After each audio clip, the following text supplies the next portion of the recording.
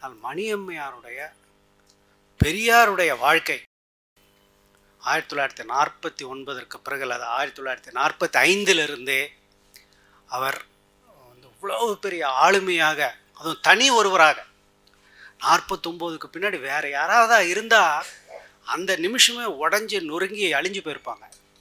கூட வந்த அவர் வளர்த்த அனைவருமே வந்து விட்டு போயிட்டாங்கன்னு மட்டும் இல்லை, எல்லாரும் வந்து அவரை அவதூறு செய்து கடுமையாக பேசி கேலி செய்து வந்து விட்டுட்டு போயிடுறாங்க.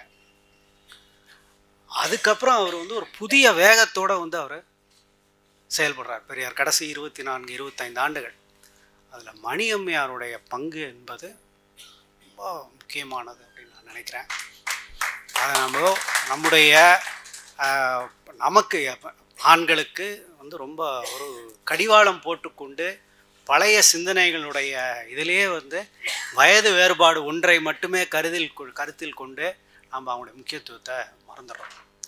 அவருடைய வாழ்க்கையை நெறிப்படுத்தியதிலிருந்து, உடல் நலத்தை பேணியதிலிருந்து, தலைமை பண்புகளை ஏற்றது வரை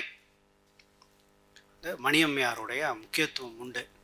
அந்த பகுதியும் வந்து ஒரு முதல் முறையாக ஒரு ஆங்கில நூலில் இடம் பெற்றிருக்கு அப்படின்னு நான் நினைக்கிறேன்.